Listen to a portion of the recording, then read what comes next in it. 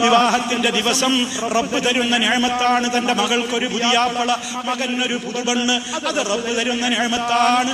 ഏറ്റവും റഹ്മാനായ റബ്ബിനോട് സുജൂദിൽ നിന്ന് എഴുന്നേൽക്കാതെ കിടന്ന് ശുക്ർ പറയേണ്ട ദിവസം, ആ റബ്ബിന് വെറുപ്പുള്ള വേഷം ധരിച്ച് ഡാൻസും അടിപ്പാടലും തുള്ളലും ഒക്കെ വേദികളിൽ വെച്ച് നടന്ന് പുകയിട്ട് DJ പാർട്ടികളും ഒക്കെ നടത്തിയിട്ട് ധാരാളക്കണക്കിന് തടിച്ചുകൂടിയിട്ടുള്ള ആണുങ്ങൾക്ക് കണ്ടോ എന്റെ പൊന്നുമോളുടെ സൗന്ദര്യം കണ്ടില്ലേ, അവളുടെ ആഭരണം കണ്ടില്ലേ, അവളുടെ ശരീരത്തിന്റെ മിനുമിനുപ്പ് കണ്ടില്ലേ, ലക്ഷങ്ങൾ വിലയുള്ള പുട്ടിയടിച്ച് അന്നത്തെ നിസ്കാരമില്ല, അസർ നിസ്കാരം പുതിയോട്ടിക്കില്ല.